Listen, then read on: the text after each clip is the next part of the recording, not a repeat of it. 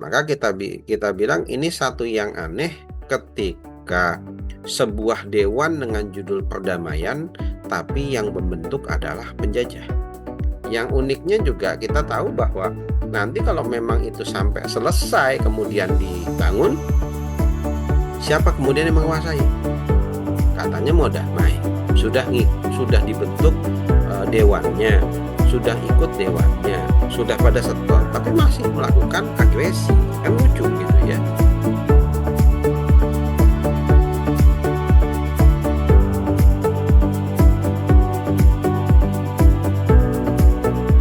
Assalamualaikum warahmatullahi wabarakatuh. Pemirsa, senang sekali bisa bertemu lagi dengan Anda untuk tetap membahas tema-tema aktual dan terupdate yang ada di sekitar kita. Beberapa waktu terakhir Indonesia sepertinya terjadi gonjang-ganjing dengan adanya pertemuan antara Presiden Prabowo dengan Trump dan beberapa negara lainnya yang kemudian masuk dalam Board of Peace. Banyak yang merasa terluka, bahkan tersakiti dengan kejadian tersebut, karena sepertinya BOP atau Board of Peace lebih banyak memihak Israel. Padahal selama ini rakyat Indonesia banyak sekali memperjuangkan tentang kebebasan atau kemerdekaan Palestina. Tema nilai yang akan kita bahas dengan narasumber kita yang sudah hadir bersama saya sore ini ada Ustadz Ariandi. Assalamualaikum Ustadz. Waalaikumsalam warahmatullahi wabarakatuh. Dengan kabarnya sehat Ustadz. Alhamdulillahirabbil alamin. Baik, Ustadz, akhir-akhir ini obrolan kita banyak dihebohkan dengan kejadian dibentuknya BOP atau Board of Peace yang sepertinya menurut pendengaran saya, menurut kejadian-kejadian yang saya temukan akhir-akhir ini, sepertinya lebih berpihak kepada Israel yang notabene hari ini rakyat Indonesia lebih banyak mendukung tentang kemerdekaan Palestina. Nah, kalau boleh tahu, boleh dijelaskan nih sebenarnya Ustadz, kita yang awam belum terlalu paham apa yang dimaksud dengan Board of Peace dan mengapa BOP ini dinilai sebagai bentuk penjajahan baru bagi Palestina. Ya, ya, Assalamualaikum warahmatullahi wabarakatuh. Ya, Waalaikumsalam. memang ini kita bisa lihat ya bahwa yang namanya Board of Peace atau mungkin kita dalam bahasa Indonesia ini belum ada yang terjemahkan ya, mungkin terjemahannya Dewan Perdamaian kan gitu ya. Ini eh, satu masalah utama adalah dibentuk oleh Amerika, yang menggagas Amerika, nah, gitu ya.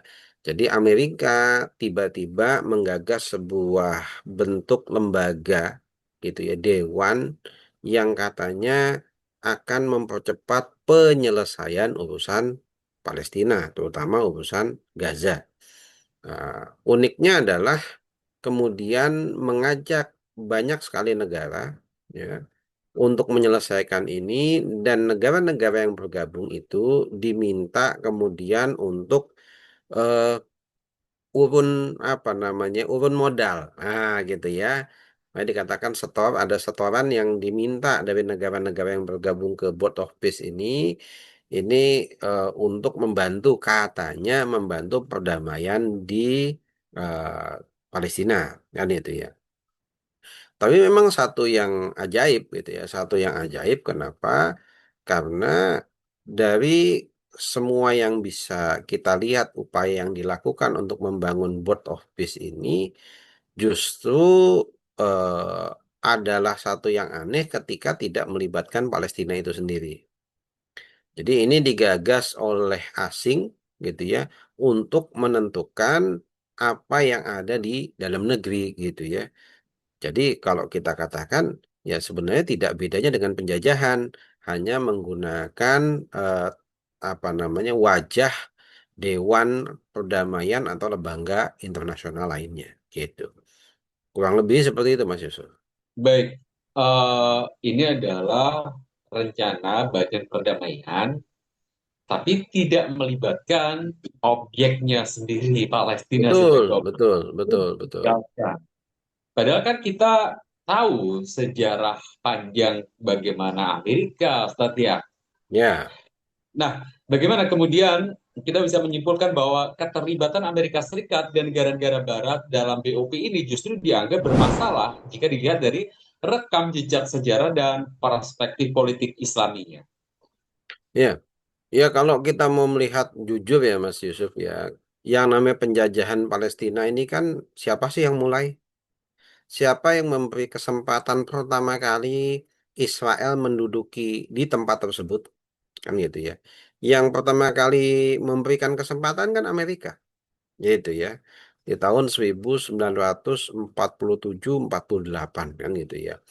Atas dukungan dan backingan Amerika, terbentuklah, terwujudlah sebuah negara yang namanya Israel.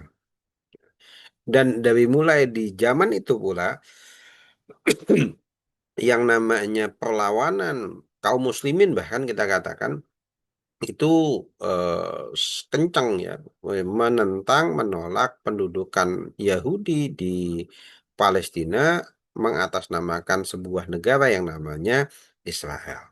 Tapi sepanjang sejarah juga melihat gitu ya bahwa keberadaan Israel di sana benar-benar dilindungi dan dibackingi habis oleh Amerika, baik secara sendirian, artinya Amerika melindungi mana pasang badan lah gitu ya, atau melalui lembaga-lembaga internasional.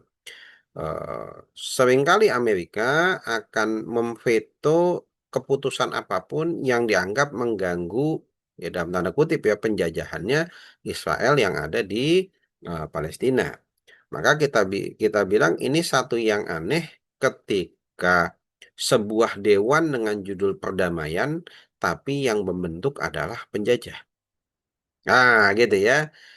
Dewan mengakunya perdamaian, tapi yang membentuk penjajah. Lebih hebat lagi bahwa si penjajah tidak sama sekali melibatkan penduduk setempat untuk ikut ada di dalam dewan tersebut. Justru yang diajak malah penjajah realnya. Siapa? Yaitu Israel. Di Amerika sebagai backingnya plus Israel sebagai operator lapangan, mereka lah yang ada di dalam anggota Board of Peace tadi. Jadi ini sebenarnya ya kalau kita katakan mengganti bentuk saja yang tadinya penjajahannya dengan apa namanya dilakukan mereka berdua gitu ya. Amerika di belakangnya, Amerika suplai senjata, suplai dana, Israel sebagai operator lapangan. Sekarang dibuatlah sebuah dewan gitu ya yang diminta setoran untuk membangun Gaza, yang ngancurin mereka, yang tanggung jawab banyak. Yang uniknya juga kita tahu bahwa nanti kalau memang itu sampai selesai kemudian dibangun, siapa kemudian yang menguasai? Nah, kan gitu ya. Siapa yang menguasai? Sudah jelas sekali Palestina sama sekali tidak diberikan ruang di sana. Jangan-jangan kita ini diminta untuk modalin Amerika membangun Gaza yang kemudian nantinya diserahkan kepada Israel. Jangan-jangan kan gitu ya. Ini kondisinya kita bisa lihat ada apa namanya ya, ada kecurigaan ke sana gitu. Pantas dicurigai karena melihat pelaku-pelakunya kan begitu Betul ya. betul betul betul. Baik, Ustaz, sebagai seorang pengamat politik nasional dan internasional, dengan kejadian yang berikut ini, bagaimana pengamatan Ustaz sendiri terhadap terjadinya atau pembentukan BOP ini? Apakah kemungkinan bisa justru menimbulkan bahaya-bahaya atau yang akan mengakibatkan bahaya terhadap Palestina itu sendiri, dan justru ini akan merugikan rakyat Palestina dan umat Islam secara umum? Ya, jadi memang kalau kita lihat yang namanya upaya perdamaian, ya kalau kita katakan perdamaian, meskipun mungkin kita katakan Islam itu cinta damai, iya betul. Tapi ketika perdamaian itu tidak dibangun atas dasar keadilan, itu kan sejatinya bukan perdamaian kan begitu ya.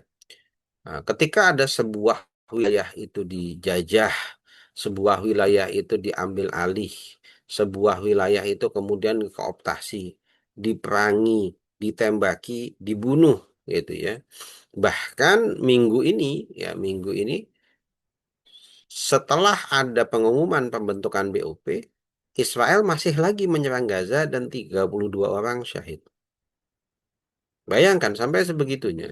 Katanya mau damai. Sudah dibentuk dewannya, sudah ikut dewannya, sudah pada setor, tapi masih melakukan agresi. Kan lucu gitu ya. Aneh gitu ya. Jadi memang ini satu yang ajaib ketika kita berharap apa namanya kebaikan atas nama perdamaian, tapi keadilan tidak ditegakkan. Gitu. Jadi kita setelah dipukuli habis babak belur, bengap-bengep, kemudian selesai dengan kata damai. Nah, gitu ya. Tidak ada kemudian mengembalikan hak, tidak ada kemudian apa namanya menjalankan kewajiban-kewajiban yang lain kan gitu ya. Nah, ini yang jadi masalah itu. Bahkan tetap dituduh sebagai pihak yang bersalah kalau kita lihat dalam kejadian ini. Ya. Maka kalau bisa kita katakan ini bahaya sekali karena memang yang namanya BOP ini kalau kita lihat secara tujuan pembentukannya ini kan sebenarnya ingin secara dalam tanda kutip legal ya karena menggunakan Dewan Internasional untuk mengambil alih wilayah Gaza. Karena wilayah Gaza sudah berbulan-bulan bahkan bertahun-tahun ini meskipun terjadi peperangan dengan upaya penghancuran pembumi hangusan belum berhasil diambil alih oleh Israel. Maka dengan Dewan Lembaga Internasional ini kan apa namanya diharapkan seakan-akan ini diminta oleh dunia internasional diambil alih atas nama internasional. Dan untuk pengambil alihan ini mensyaratkan adalah eh, dilakukannya pelucutan senjata. Bayangkan kondisi Gaza itu yang terus sampai hari ini setelah Board of Peace itu dibentuk masih diserang, diminta dilucuti senjatanya. Gitu. Kan semakin berbahaya. Sudahlah mereka yang dijajah, mereka yang diserang, tempatnya mau diambil alih, mereka diminta menyerahkan senjata. Kan bahaya sekali gitu ya.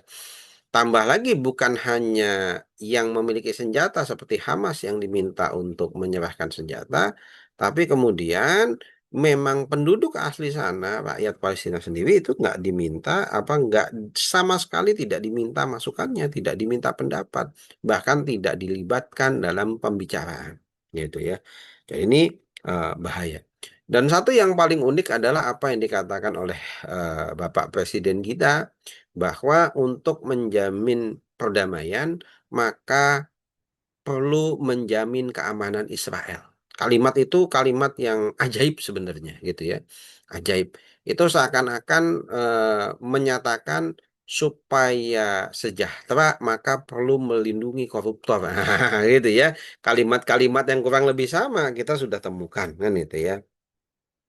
Dan lebih lebih kalau kita anggap lebih gilanya lagi gitu ya, banyak kaum muslimin ya, baik dari sisi pemimpinnya, dari sisi apa namanya tokoh-tokohnya, ini banyak yang mendukung.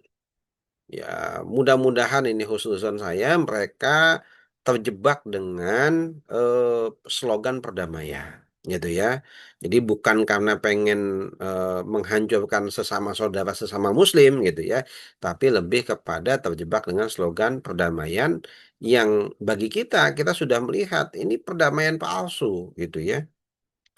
Kenapa kita katakan perdamaian palsu? Karena satu yang ajaib ketika perdamaian diinisiasi oleh penjajah, gitu ya, diatur oleh penjajah, ya, dilakukan oleh penjajah dengan tidak melibatkan wilayah yang dijajah sama sekali. Nah, gitu ya, ini kan satu yang ajaib gitu Mas Yusuf. Kalau saya sekilas saya menangkap, apakah saya kalau salah Ya. mohon dikoreksi. Apakah ini kayaknya seperti kebiasaan mereka sebelumnya, bahwa mereka itu hanya akan melegalisasikan bentuk penjajahan mereka dengan dibentuknya BOP ini yang kemudian disahkan oleh badan internasional seperti itu, Ustaz? Eh, Terus terang gini, agak-agak unik ya apa yang dilakukan Amerika baru-baru ini karena ini juga dilakukan setelah Amerika keluar dari hampir 70 ya, hampir 70 lembaga internasional. Di Amerika menarik diri dari hampir 70 lembaga internasional, kemudian membangun lembaga baru yang itu tidak menginduk ke PBB kan gitu ya. Tidak menginduk ke PBB.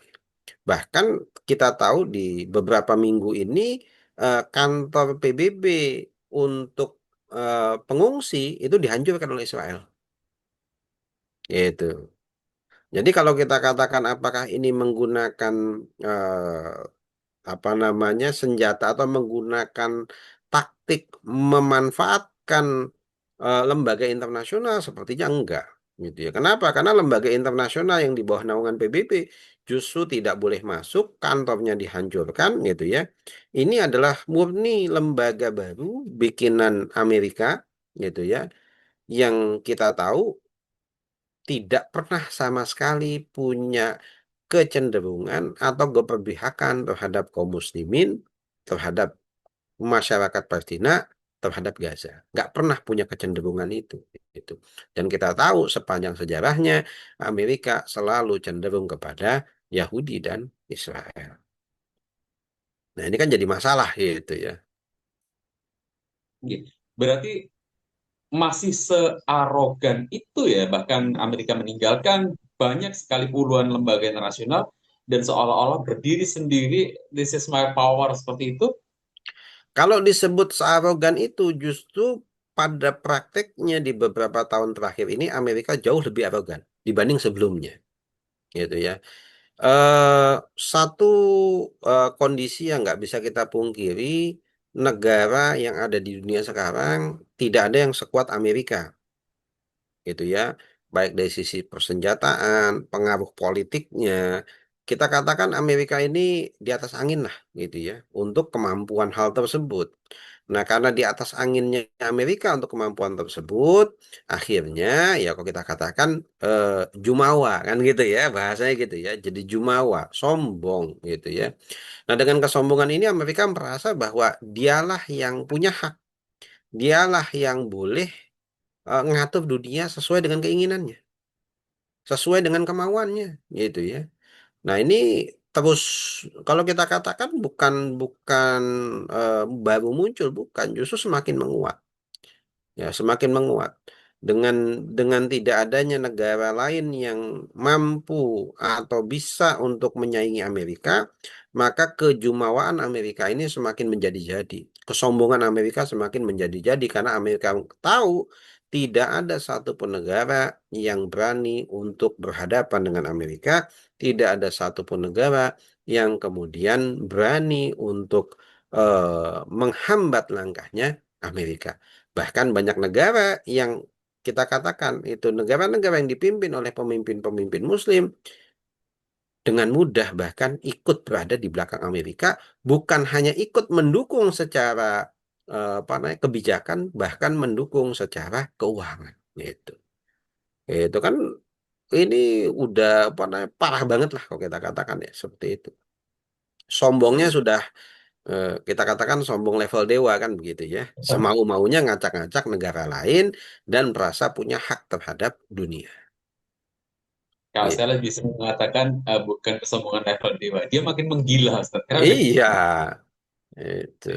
baik, kalau kita kembalikan ke agama kita sebagai seorang Muslim yang hari ini tentu saja kita sangat berpihak kepada Palestina.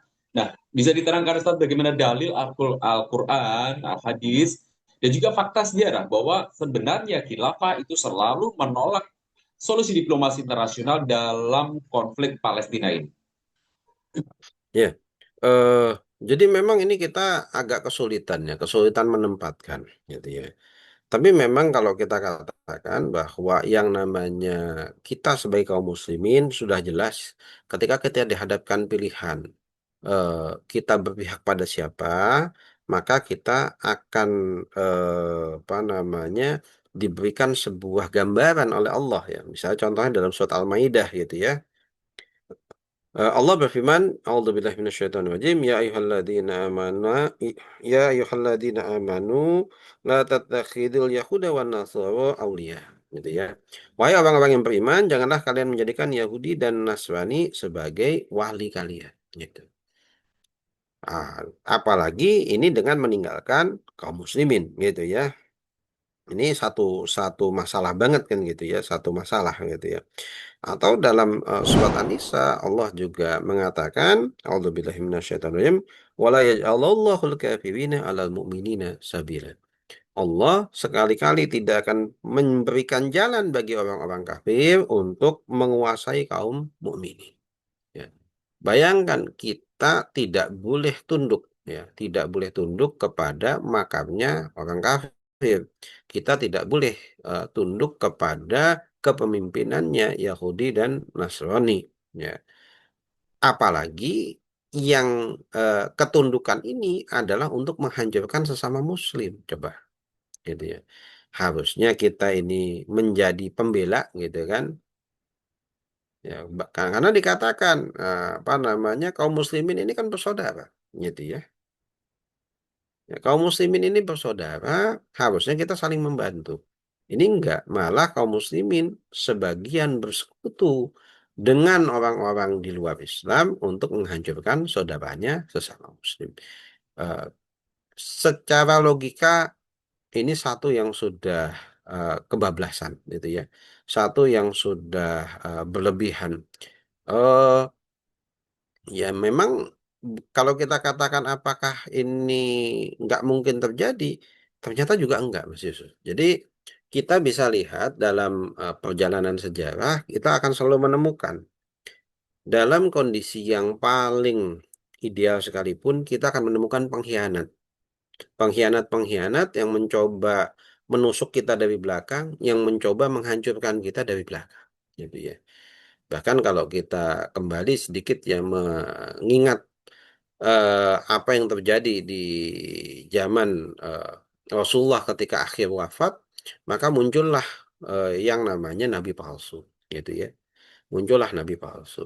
Dan ketika ada seorang mantan sahabat, kita katakan mantan kan gitu ya, yang bernama Rajal bin Unfuwah, ini sahabat yang hafal Quran, ngajinya langsung sama Rasulullah, kebayang ya. Ini sahabat hafal Quran, ngajinya sama Rasulullah, gitu, ditugaskan untuk mendakwahi nabi palsu. Apa yang dilakukan? Malah kemudian dia berkhianat, dia berpihak kepada nabi palsu, gitu. Dan bahkan kemudian menyesatkan kaum muslimin yang lain. Gitu. Ini pengkhianat yang tercatat dalam sejarah dan ini bukan pengkhianat orang biasa gitu ya. Karena ini pengkhianat yang memang kita katakan ini pengkhianat kelas super. Kenapa? Karena pengkhianat ini orang yang ngaji langsung dengan Rasulullah. Itu. Dan dia berkhianat dengan memanfaatkan kemampuan dia sebagai seorang penghafal Quran. Ya, maka bisa kita lihat sekarang juga tidak menutup kemungkinan kaum muslimin kemudian berkhianat. Berkhianat untuk apa? Berkhianat untuk menyesatkan saudaranya. Ya, naudzubillah. Ya mudah-mudahan ya paling nggak begini. Sederhananya seburuk-buruknya kaum muslimin mereka adalah saudara kita, gitu ya. Sebaik-baiknya tawaran ya, dari musuh-musuh Islam, mereka adalah musuh kita. Maka tidak pernah bisa tawaran dari musuh itu mengalahkan kedekatan kita dengan sesama saudara. Harusnya seperti itu, gitu ya. Nah ini satu yang harusnya kita bangun. Gitu. Baik, bahkan di sejak masa Rasulullah pun sudah ada catatan sejarah seorang pengkhianat yang levelnya adalah level luar biasa sekali gitu ya. Nah, kalau hal itu pernah terjadi. Nah, kenapa bagaimana kemudian sekarang ada statement yang mengatakan bahwa hari ini khilafah adalah solusi yang mendesak bagi pembebasan Palestina dan perlindungan umat Islam secara global. Bagaimana hal itu bisa dikaitkan? Ya, jadi logika yang kita gunakan sebenarnya logika sederhana. Ya. Kenapa orang Yahudi mendirikan Israel, negara Israel? Kan gitu ya. Sederhana jawabannya, karena bagi mereka satu-satunya yang bisa melindungi Yahudi adalah negara yang dibangun atas dasar keyahudian dan dibangun oleh para kepemimpinan orang Yahudi. Itu logika sederhana kan gitu ya. Pertanyaannya, yang paling bisa melindungi kaum muslimin umat Islam siapa? Adalah negara yang dibangun atas dasar Islam dan punya apa namanya, punya cita-cita melindungi kaum muslimin. Kan itu. Sesimpel itu sebenarnya. Dan itu sudah dipraktekkan oleh mereka. Nah, hanya ada yang berbasis kepada agama, ada yang berbasis kepada bangsa, ada yang berbasis pada wilayah kan begitu ya. Masing-masing wilayah, masing-masing bangsa itu menginginkan sebuah negara berbasis apa yang menjadi basisnya mereka. Yahudi pun juga menginginkan negara berbasis Yahudi. Terus kenapa kita dianggap salah ketika kita menginginkan negara berbasis Islam? Yang akan bisa yang pastinya ya menjadi negara yang seharusnya melindungi kaum muslimin. Kan itu ya. Yang akan menjadikan perlindungan terhadap umat Islam itu sebagai salah satu misi utama mereka. Sebagaimana Israel yang menjadikan misi utamanya adalah melindungi orang-orang Yahudi. Kan gitu. Jadi sebenarnya kita yang melakukan apa yang sudah menjadi satu yang umum saja kan sebenarnya kan gitu ya. Nah, kalau dikatakan mendesak, ya sama ketika Israel pun juga mereka anggap satu yang mendesak untuk tetap ada, gitu ya. Bahkan dulu Theodor Herzl sampai bela-belain untuk bayar ya, untuk mendirikan sebuah negara, gitu ya. Kita ya juga dengan logika yang sama, gitu ya. Karena kita lihat ini ceritanya bukan hanya satu wilayah, tapi banyak wilayah. Nah, Israel kan juga mengumpulkan Yahudi dari banyak wilayah, kan begitu ya? Nah, kita sekarang juga menginginkan sebuah institusi negara yang berbasiskan Islam, yang punya cita-cita utama melindungi kaum muslimin, ya, yang itu berasal dari semua wilayah yang kita bersatu dalam satu negara, satu institusi. Nah, gitu. Nah, dalam sejarah itu disebut sebagai khilafah Islamiyah atau daulah Islamiyah kan begitu ya. Nah, ini kenapa kita anggap satu yang wajar dan satu yang memang ya kalau kita katakan satu-satu yang bisa melindungi ya wajar gitu ya. Kenapa? Karena Yahudi juga sama. Mereka menganggap seperti itu. Ketika mereka menganggap seperti itu, maka yang bisa melindungi kita kaum muslimin ya tidak ada yang lain adalah sebuah institusi yang berbasiskan Islam. Itu bukan yang lain. Sebagaimana pikiran orang Yahudi, mereka juga menginginkan perlindungan dari institusi berbasis Yahudi. Jadi memang semendesak itu kebutuhan umat Islam yang sehingga saat ini belum mempunyai sebuah institusi yang bisa dikatakan itu adalah institusi level tertinggi, yaitu sebuah negara yang bisa menjadi pelindungnya, begitu ya Ustaz ya. Ya, kalau kita kita bandingkan dengan sejarah, kondisi kaum muslimin sekarang lebih parah daripada kondisi orang-orang Yahudi sebelum Perang Dunia Kedua. Ya, orang-orang Yahudi sebelum Perang Dunia Kedua itu kita kenal hanya mendapatkan apa namanya satu kenangan ya kita anggap kenangan brutal mereka kan di zamannya Hitler ya itu yang terkenal itu gitu ya. Hanya dalam sisi-sisi lain masih banyak Yahudi yang masih bisa kemudian hidup dengan tenang di banyak wilayah. Artinya mereka adalah kaum yang tertindas di zaman itu sebelum Perang Dunia Kedua. Dengan ketertindasan mereka, maka mereka mengharapkan adanya sebuah institusi yang bisa melindungi mereka dengan basis agama mereka. Nah, sekarang kita melihat hal yang sama, gitu ya. Yang paling yang paling terjajah siapa sih kan gitu ya. Ya, kalau kita katakan yang paling terjajah siapa, yang paling merana siapa? Kaum muslimin dari ujung ke ujung itu menjadi korban, gitu ya, menjadi korban. Di banyak wilayah menjadi korban, gitu ya. Wajar dong kemudian kaum muslimin pengen segera, gitu ya. Ada yang bisa melindungi mereka. Apa yang bisa melindungi mereka? Sama logikanya, gitu ya.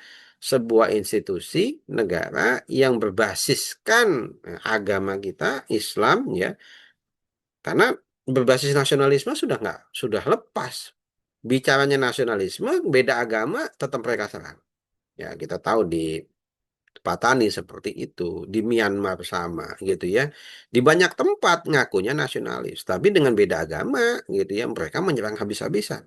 Di Thailand juga sama kan begitu ya, di India sama gitu ya. Maka kita anggap bahwa satu-satunya yang bisa menyelamatkan kita adalah keislaman kita.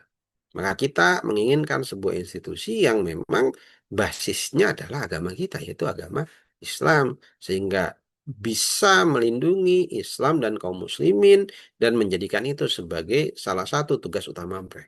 Gitu. Baik, Ustaz, mudah-mudahan kita hari ini cuma bisa berharap dan berupaya, mudah-mudahan pertolongan Allah untuk umat Islam segera turun dan Amin. terbebas dari segala bentuk penjajahan secara hukum. Amin. Terima kasih banyak Ustadz Ariandi atas waktunya. Ini Sama-sama. bermanfaat, ini sangat berbobot, dan mudah-mudahan banyak yang menyaksikan dan tercerahkan dengan obrolan yang Amin. insya Amin. Allah.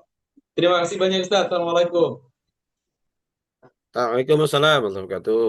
Baik pemirsa, demikian tadi obrolan saya dengan Ustadz Ariandi, orang pengamat politik nasional dan internasional, mengamati tentang terbentuknya Board of Peace atau BOP, bentukan Amerika yang katanya untuk menjaga perdamaian, tapi justru ini sebenarnya membahayakan penjajahan bentuk baru bagi Palestina. Sepertinya kalau hukum buatan manusia sudah tidak bisa lagi menjaga umat Islam, seharusnya kita kembali kepada hukum Allah saja. Jangan lupa untuk like, komen, dan share supaya lebih banyak lagi yang tercerahkan dengan obrolan-obrolan kita setiap minggunya. Terima kasih. Kita ketemu lagi minggu depan. Assalamualaikum warahmatullahi wabarakatuh.